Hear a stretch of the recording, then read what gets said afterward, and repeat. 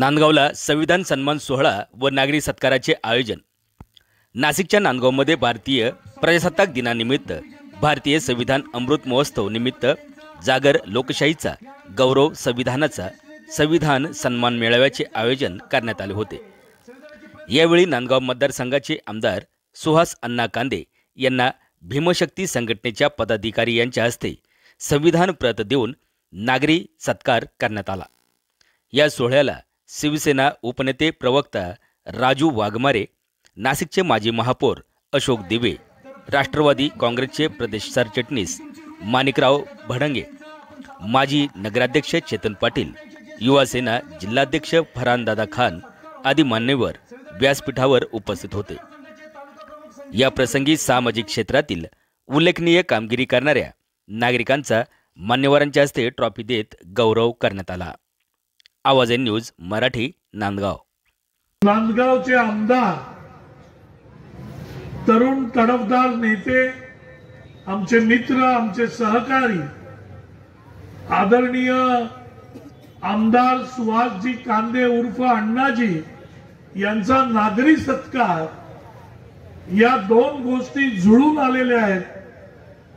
कारण खऱ्या अर्थाने नांदगाव मध्ये आल्यावर आणि नांदगावचा अभ्यास केल्यावर, अण्णांच्या कार्याचा जर अभ्यास केला आणि अण्णांनी आमदार बनल्यापासून या नांदगाव मनमाड या संपूर्ण परिसराचा जो कायापालट केलेला आहे, त्या कायापालटामध्ये संविधान दिसून येतं।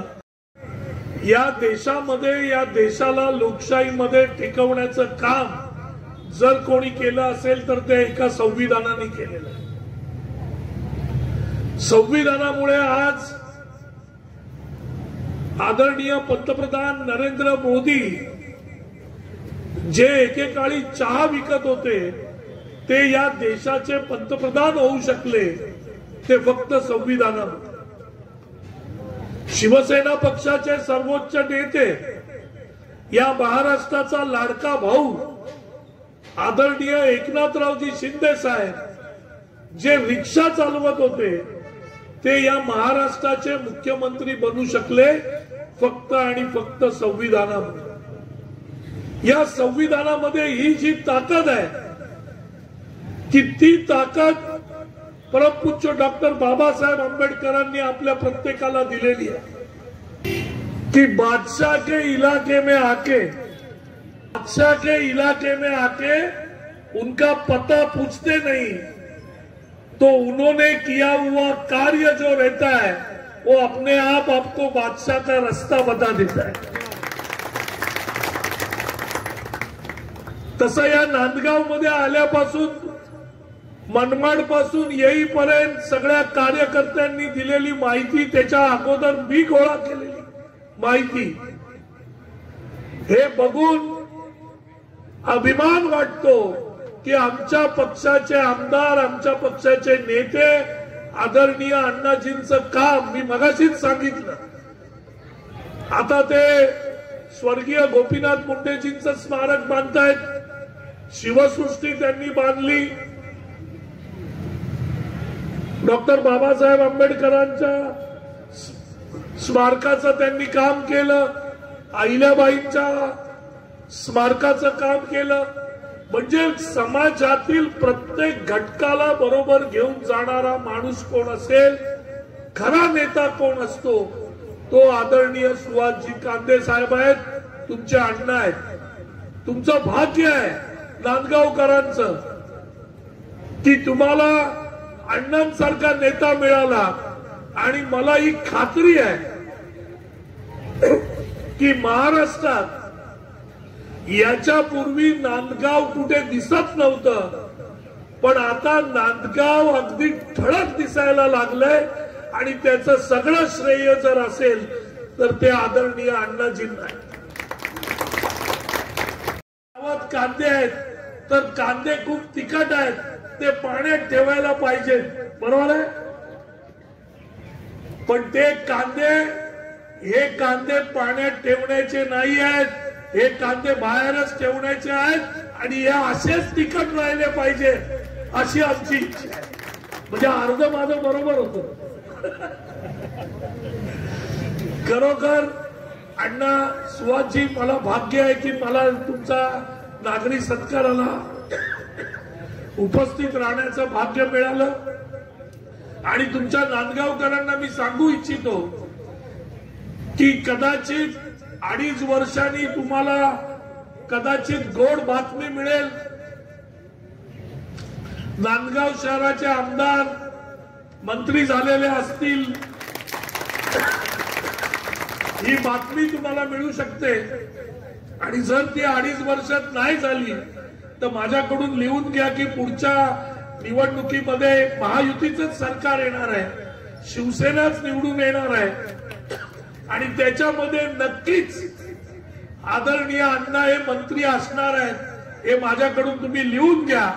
सगळ्यांनी टाळ्यांच्या गजरात त्यांचं स्वागत करायचं. परंतु मी संविधानाच्या बाबतीमध्ये एकच सांगेन की भाऊ, संविधान म्हणजे वाघिणीचं दूध आहे. ज्याने संविधान वाचलं त्यांनी 100% डरकाळ्या फोडल्या, म्हणजे फोडल्याच असं म्हटलं तर काही वावगं ठरलं. आणि संविधानाने काय होतं याचं जर मूर्तिमंत उदाहरण असेल तर महाराष्ट्रातल्या प्रमुख नेत्यापैकी भुजबळांना पाडणारा हा सुहास कांदे, ज्याला संविधानामुळे आमदारकी मिळाली आणि ज्यालामुळे दुसऱ्याही वेळेस 90,000 मतांनी मी निवडून आलो. 1,48,000 मतं पडले, डिपॉझिट जप्त केले सगळ्यांचे. ते जर काही कशामुळे झालं असेल तर ते संविधानामुळे झालं असेल. आणि मला असं वाटतं भाऊ, कधी कधी मी कोणाला तरी काहीतरी बोलतो, बरेच व्हिडिओ माझे व्हायरल झाले. मला असं वाटतं की मी ज्या डरकाळ्या फोडल्या असतील त्या संविधानामुळेच फोडल्या असं या ठिकाणी आपल्याला बोलण्यासारखं खूप काही आहे. भाऊ, तुमच्या आशीर्वादाने राजा भाऊ, तुम्ही आमचे पक्षाचे महाराष्ट्राचे नेते आहात. आपण जेव्हा नांदगावमध्ये आलात त्यावेळेस अभिमानाने तुमची 2 इंच छाती फुगली पाहिजे एवढा नक्कीच मी विकास केला. डॉक्टर बाबासाहेब आंबेडकरांचा असेल, सृष्टी असेल, शिवसृष्टी. आता येत्या काळामध्ये आम्ही मनमाडला जागा शोधली भाऊ. राजा भाऊ, आपल्याला अभिमानाने सांगतो की जशी आम्ही शिवसृष्टी उभारली त्याचप्रमाणे आम्ही मनमाडमध्ये भीमसृष्टी उभारणार आहोत.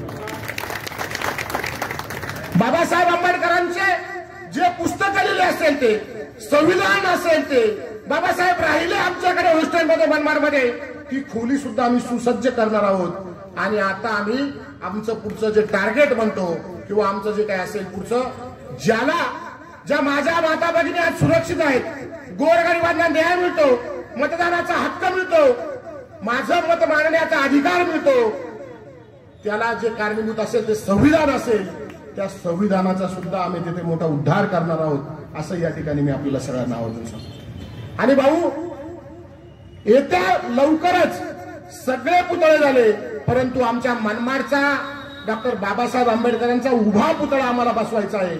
आणि आपल्या दोघांच्या हस्तेच आता आम्ही एका दिवसामध्ये डॉक्टर बाबासाहेब आंबेडकरांच्या मनमाडचा पुतळा उभारणार आहोत असंही या ठिकाणी आपल्याला सगळ्यांना ग्वाही देतो. आदरणीय सुशील भाऊ पण आमचे व्यापारी संघाचे आलेले आहेत, त्यांचं मी आभार मानतो.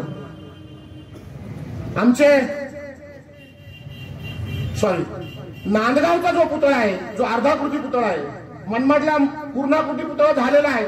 मनमाडला आम्ही भीमसृष्टी उभारणार आहोत, परंतु नांदगावचा जो अर्धाकृती जो पुतळा आहे तो तुमच्या दोघांच्याही हस्ते, काल मनमाड नांदगाव सारखंच होऊन गेलं त्याच्यामुळे, तर नांदगावचा जो पुतळा आहे तो पुतळा, पूर्णाकृती पुतळा लवकरच आपण उभारणार आहोत अशी या ठिकाणी आपल्याला सगळ्यांना ग्वाही देतो. बाकी जे जे काही निवडणुकीमध्ये यांनी आश्वासन दिले असेल, शेतामध्ये पाणी जाणं, प्रत्येक शेती ही सुजलम सुफलम होणं, हे सगळे आश्वासनं पाळल्या जातील, त्याच्यावर काम केलं जाईल असे या ठिकाणी मी आपल्याला आश्वासित करतो. माझ्या सत्काराला आदरणीय दिवे साहेब आले, माझे मोठे भाऊ, त्यांचेही मी आभार मानतो. आदरणीय राजा भाऊ जे मुंबईहून आले, आमचे महाराष्ट्राचे शिवसेनेचे नेते, मी त्यांचेही आभार मानतो. मी कोणाचं नाव घ्यायचं बाकी राहिलं असेल तर मी दिलगिरी व्यक्त करतो. आणि आपण सगळे या संविधान सन्मान मेळ्याला आणि माझ्या नागरिक सत्काराला उपस्थित राहिलात त्याबद्दल मी आपल्या सगळ्यांचे आभार मानतो. आणि खास करून ज्यांनी माझा हा सत्कार सोहळा ठेवला, ज्यांनी मला इतका मान सन्मान दिला, ज्यांनी या महाराष्ट्राचे नेते भाऊंना बोलवलं ते आदरणीय मनोज भाऊ चोपडे, त्यांचेही मी शतशः आभार मानतो. तसेच त्यांचे आनंद नगरची जी काही मित्रमंडळ असेल, अण्णाभाऊ साठे मित्रमंडळ असेल, या सर्व कार्यकर्त्यांचे आभार मानतो. आणि पुनश्च एकदा जे या माझ्या कार्यक्रमाला उपस्थित राहिल्यात प्रमुख पाहुणे, त्यांचेही आभार मानतो. माझ्या माता भगिनींचे आभार मानतो. आणि भविष्यामध्ये या महाराष्ट्रामध्ये या नांदगावचं नाव इतिहासामध्ये विकासासाठी कोरलं जाईल अशी आपल्याला सर्वांना ग्वाही देतो आणि थांबतो. जय हिंद, जय महाराष्ट्र, जय भीम. मी तुम्हाला एक महत्वाची गोष्ट सांगतो. निवडणूक लागली, गेल्या पहिल्या निवडणुकीमध्ये सुहाजी कांदे निवडून आले. खूप आनंद वाटला. माझ्या जीवाचा माणूस निवडून आला, खूप आनंद वाटला. परंतु मला वेगवेगळ्या कार्यक्रमात आमची भेट व्हायची, परंतु मला खऱ्या अर्थाने सहभागी होता येत आलं नाही. मग नंतरच निवडणुका लागली आणि मग त्या निवडणुकीमध्ये मी मनोजला बोलून घेतलं.